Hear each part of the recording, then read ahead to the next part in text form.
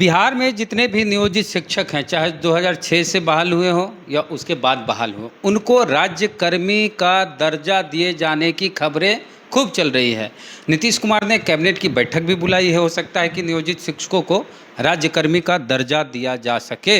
ऐसे कई खबर ऐसी भी आई कि दुर्गा पूजा से पहले इस तरह का तोहफा नियोजित शिक्षकों को मिलेगा।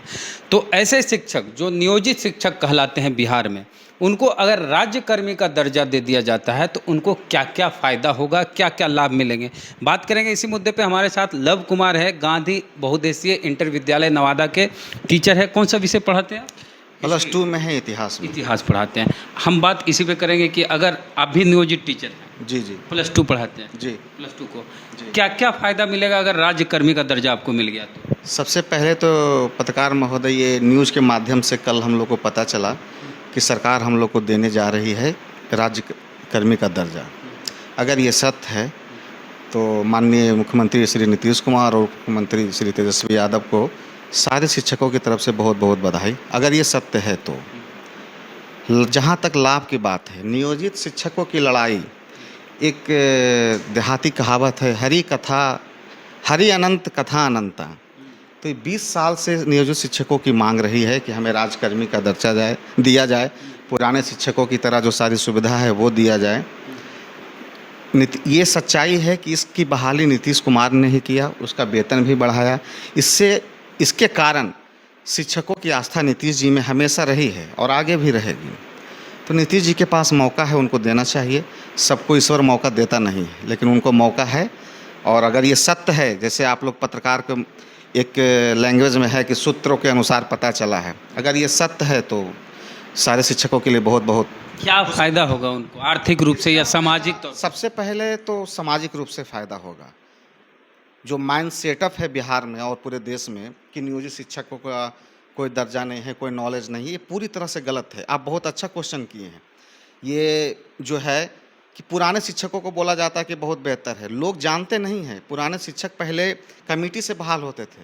नए शिक्षक जो बहाल हुए हैं वो साहब टेट का परीक्षा दिए, टेट फिर दिए, उसके बाद उसकी बहाली हुई। कुछ मुखिया लोग से हुए, कुछ एक लोग गलत हो सकते हैं, उसकी मानसिक मतलब शिक्षा का स्थिति कमज़ोर हो सकता है, लेकिन मैं दावे के साथ कहता हूं कि नियोजित शिक्षक 95% बहुत अच्छे हैं। और +2 और हाई स्कूल में तो खैर उसको 100% आप मानिए, क्योंकि बिहार सरकार के द्वारा ही स्टेट आयोजित परीक्षा के द्वारा उनकी बहाली हुई। ठीक है, ये माइंड सेटअप है। आप पहले 80 में क्या होता था, कमेटी के द्वारा शिक्षकों को बहाल किया जाता था। एक उदाहरण देते हैं, मैं बहुत सा पुराने शिक्षकों का सर्विस किसी कारणवश देखा हो, तो किसी का मान लिया नाम जगत नारायण सिंह है, तो वो पूरा सर्विस बुक से बाहर जाता था। उनकी क्या शिक्षा रही थी? जो कमेटी के द्वारा बहाल थे उस पर तो कोई सवाल नहीं उठाता है। लोग सिर्फ एक नियोजित शिक्षक को कह देते हैं कि उनको नहीं आता है। ये सामाजिक प्रताड़ना है। हम लोग पहले तो 4,000 5,000 मास्टर बोलते थे। लोग यही बोलते थे कि 4,000 है, 5,000 है। उस समय भी टैलेंटेड लड़का जो तैयारी कर रहे थे वो भी उसमें गए थे। और ये शुरुआत हुआ 2003 में शिक्षा मित्र से, जो समय आदरणीय लालू प्रसाद यादव जी की मतलब आरजेडी की सरकार थी, मुख्यमंत्री राबड़ी देवी थी। ठीक है, तो उस समय 1500 में बहाली हुई। 1500 में फर्स्ट टाइम शिक्षा मित्र में 1500 से बहाली हुई थी। तो फिर धीरे धीरे नीतीश जी सत्ता में आए, उन्होंने नियोजित शिक्षकों को फिर वेतन भी बढ़ाया। और अभी जो वर्तमान में अगर राजकर्मी का दर्जा दिया जाएगा, सबसे बड़ा लाभ तो बोल रहे हैं कि सामाजिक स्तर पर होगा, आर्थिक लाभ होगा श्रीमान, कि उसको राज्यकर्मी का जो भी पूरे सारे बिहार में जितने तरह के राज्यकर्मी हैं उनको जो सुविधा उपलब्ध है वो मिलेगा। क्या क्या अभी नहीं मिल रहा है जो मिलेगा? हाँ, सबसे पहले मिलेगा कि ईपीएफओ जो है अभी चल रहा है, आप ये समझिए कि 10% जो मूल वेतन जो बीपीएससी से अभी बहाली निकली थी, उसमें +2 का 32,000 एक नियत वेतनमान पे मूल वेतन रखी है सरकार। अगर हम लोग उसी को मान के चल रहे हैं कि अगर वही दिया जाएगा तो उसका 10% हम लोग से कटेगा और 12% सरकार देगी। लगभग 7200-7300 रुपया मंथली कटना शुरू हो जाएगा। जो उसके जो लेंथ ऑफ सर्विस, जिस समय वो सेवानिवृत्त होंगे उस समय उनको सारे जोड़कर मिलेगा और धीरे धीरे बढ़ेगा, अनवरत ये क्रिया चलेगी। फिर ईएल का लाभ होगा। सबसे पहले अर्निंग लीव जो होगा उनको ये लाभ होगा। ये बहुत बड़ा सबके लिए खुशी की बात होगी और आर्थिक स्थिति के दृष्टिकोण से, क्योंकि महंगाई बहुत है। लोगों को जो है जिस पैसा में हम लोग खट रहे हैं या काम कर रहे हैं, बहुत कम स्टेट में इतने स्तर पर है, लेकिन फिर भी हम लोग हमेशा जो सरकार के द्वारा दिया जाता है पढ़ाई के साथ साथ और अलग जो कार्य है गैर शैक्षणिक कार्य उसमें भी हम लोग करते ही हैं और बखूबी करते हैं। अभी हाल में जातीय जनगणना हुआ, उसमें भी टीचर ने बखूबी से अपना काम दिया और बिना कुछ भी आवाज़ उठाए हुए किसी सरकार से कोई, देखिए कोई भी शिक्षक या कर्मचारी सरकार से कोई किसी तरह का दोष और रोष नहीं रखता है। उसको सिर्फ अपनी जो मांगे हैं जो दैनिक जीवन के लिए ज़रूरी है वो तो मांग रखेगा ही रखेगा। क्या फायदा होगा? दो फायदा हुआ, ट्रांसफर वगैरह में हाँ सबसे पहले, और तीसरी बात यह है कि उसको ऐच्छिक स्थानांतरण का सबसे पहले सुविधा मिलेगा। बहुत से महिलाएं जो मान लिया कोई कैमूर की हैं या रोहतास की, वो नवादा में जॉब कर रही हैं, तो उसके लिए तो और सर्वाइव करना मुश्किल है। नवादा का है, कोई है कैमूर में है, कोई दरभंगा में है, तो उसके ऐच्छिक स्थानांतरण की जो मांग बहुत हमेशा से रही है वो पूरी होगी। अभी है कि ब्लॉक भर में ही अभी जो जिस नियोजन इकाई में आप हैं, ब्लॉक की भी बात नहीं है, अगर आप नगर परिषद से बहाल हुए हैं तो आप नगर परिषद में ही जा सकते हैं, जिला परिषद से हुए हैं तो जिला परिषद में ही जा सकते हैं, पंचायती अगर मुखिया में हुए हैं तो वहीं जिले में दूसरे जिला तो सोचना दूर है। नहीं, राज्यकर्मी का दर्जा मिलने के बाद अपने गृह जिले में हाँ कहीं भी जा सकते हैं।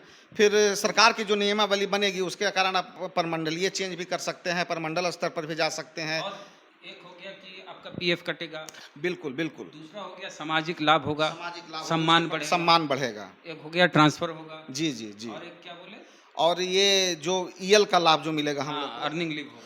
अर्निंग लीव जो है वो बहुत महत्वपूर्ण है किसी भी कर्मचारी। अर्निंग लीव वैसी छुट्टियां अगर सीएल खत्म हो गया जी जी तब अर्निंग लीव लिया जाता उससे है। पैसा कटता है। बिल्कुल बिल्कुल बिल्कुल।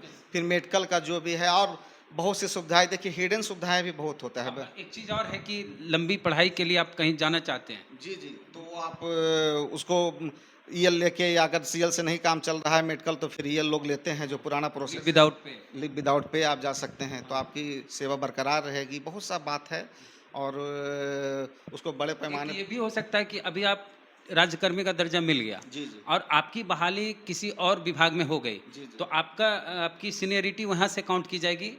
काउंट इसके बारे में अभी वो की स्थिति है। हाँ। मतलब मांग है, लेकिन सरकार क्या करेगी ये पूरी तरह से मेरी जानकारी में नहीं है। लेंथ ऑफ सर्विस वहीं से काउंट होगा, वही तो है, लेकिन हम लोग हमेशा मांग रहे हैं। आप राज्यकर्मी का दर्जा अभी दर्जा प्राप्त है, होना तो चाहिए। हाँ। होना तो चाहिए, लेकिन सरकार उस पर क्या अगर बैरियर नहीं लगाती है तो मोस्ट वेलकम, होना तो यही चाहिए। लोग राजकर्मी के साथ तो होता ही है। जैसे बहुत से लोग अगर ये जो इंटर स्तरीय क्लर्क में बहाल होते हैं, फिर वो बीए में जाते हैं तो वो बीपीएससी का परीक्षा देते हैं तो उनको छूट भी मिलता है, लेंथ ऑफ सर्विस भी जुड़ता है। एक ये है विभागीय परीक्षा अगर बैरियर करने की नहीं रहेगी। देखिए विभागीय परीक्षा की जहाँ तक बात है, आप चर्चा कर रहे हैं, विभागीय परीक्षा या किसी भी तरह की परीक्षा से कोई भी शिक्षक ना घबराए हैं ना घबराएंगे। आपकी जानकारी के लिए बता दूं कि बीपीएससी का जो परीक्षा भी हुआ उसमें बहुत सारे शिक्षक भी बैठे हैं, ठीक है, और वो बहुत बढ़िया रहा है। इससे कोई घबराने की बात नहीं किसी बहाली में। लेकिन सर बात यह है कि कोई भी व्यक्ति अपनी जवानी 20 साल से एक संस्था को दे रहा है, एक नौकरी को दे रहा है, उसके साथ देखिए पढ़ाने की जो प्रक्रिया है, लोग पढ़ा रहे हैं, उसकी भी एक उसके प्रति इमोशन हो जाता है। अब बताइए कि 20 साल के बाद आप परीक्षा ले रहे हैं विभागीय, ठीक है देगा, लेकिन सरकार की मंशा को तो दिल जीतने वाली बात होनी चाहिए ना, कि 20 साल से व्यक्ति मेरे लिए, सरकार के लिए, समाज के लिए काम कर रहा है, इसको एक राजकर्मी का दर्जा का मांग है शुरू से, तो वो तो हो ही रहा। और कोई फायदा है इसमें? बोले तो ये जो हम जो फायदा गिनाए, ये मेन इसी फायदा से सारा चीज़ है। बहुत सा हिडन जो फायदा रहता है वो तो रहता है, वो एक अलग मामला है, वो उस मसला पे तो नहीं जाना है, लेकिन ये जो प्रमुख यही है। और ये सबसे बड़ा फायदा, जो सारे सर्विस में यही फायदा है, दूसरे सर्विस में भी यही फायदा है, उससे कुछ अलग हम लोग नहीं होंगे। इसमें सस्पेंड का मामला नहीं था, निलंबन करने का। देखिए अभी जो वर्तमान स्थिति में जो शिक्षक बहाल हैं, हम लोग को निलंबन करने की प्रक्रिया क्या होगी? जो नियोजन इकाई है, जैसे हम नगर परिषद से बहाल हैं, मैं अपना उदाहरण दे रहा हूँ, तो हमारा जो कार्यपालक पदाधिकारी हैं नगर परिषद के, वो कार्रवाई करेंगे, वो डीओ साहब हमारा नहीं करेंगे। लेकिन जैसे ही राजकर्मी के संपर्क में हम आएंगे तो हम लोग के ऑल इन ऑल जो जिला शिक्षा पदाधिकारी होंगे वो हो जाएंगे, फिर परमंडल स्तर पर आरडीडी महोदय हो जाएंगे, जो भी मतलब उप निदेशक होंगे, फिर डायरेक्टर। नहीं मुखिया जी नहीं, तनख्वाह तो अब सारा डी ऑफिस से ही मिलता है, ठीक है ना। वो बहुत सा प्रक्रिया में बहुत सुधार हुआ है। आदरणीय मुख्यमंत्री नीतीश कुमार जी के माध्यम से बहुत सुधार हुआ, डीपीओ से हुआ है, वेतन हुआ है, ठीक है ना। वो बहाली की प्रक्रिया जो था सिर्फ वही तक रहे थे, वेतन हम लोग को। अच्छा, अब एक अलग सवाल, पॉलिटिकल सवाल। शिक्षकों को, जितने भी नियोजित शिक्षक हैं, चाहे शिक्षा मित्र हो या अलग अलग चरण में बहाल 2006 से अभी तक जो भी हैं, उनको राज्यकर्मी का दर्जा अगर दे दिया जाता है तो इसका पॉलिटिकल लाभ कितना मिल सकता है आने वाले लोकसभा चुनाव या विधानसभा चुनाव में, ये जो महागठबंधन की सरकार है? देखिए सर, मैं एक शिक्षक हूँ, किसी भी तरह का राजनीतिक स्टेटमेंट देना उचित नहीं है, लेकिन एक चीज़ ज़रूर कहेंगे कि आप इतने जाने माने उस देश और राज्य के पत्रकार हैं। पिछले चुनाव में आप देखे थे, शिक्षक स्वयं वोट नहीं करेगा या बैलेट से करेगा, उसके प्रत्येक शिक्षक में एक औसत 5 या 6 परिवार का तो जरूर है साहब, 5 या 6 सदस्य जरूर हैं। पिछले बार तेजस्वी जी की सरकार बनते बनते रह गई थी बैलेट पेपर के से आप, या आप बखूबी जानते हैं, आपसे छिपा हुआ नहीं है, हमसे बेहतर आप जानते हैं, क्योंकि आप पॉलिटिकल चीज़ भी कवर करते हैं, सामाजिक चीज़ भी कवर करते हैं। तो इसका इम्पैक्ट तो, अगर खुशी की लहर रहेगी तो उसका परिवार तो ज़रूर सोचेगा कि हमें किसने बेहतर बनाया, मेरे आने वाले बच्चों के भविष्य के बारे में किसने सोचा। तो स्वाभाविक बात है, ये तो स्वाभाविक प्रक्रिया है, लाभ हो। लाभ जरूर होगा। तो लव कुमार हैं, नवादा गांधी इंटर स्कूल के टीचर हैं हिस्ट्री के। इनसे बातचीत किए कि राज्यकर्मी का दर्जा अगर नियोजित शिक्षकों को दे दिया जाता है तो शिक्षकों को क्या क्या लाभ होगा। पूरी बातचीत को लेकर आपकी क्या राय है, प्रतिक्रिया दीजिए कमेंट बॉक्स में। फेसबुक पे देख रहे हैं, पेज को लाइक फॉलो नहीं किया कर लीजिए। यूट्यूब पे देख रहे हैं, सब्सक्राइबर नहीं है, घंटी बजा कीजिए। जय भीम, जय भारत।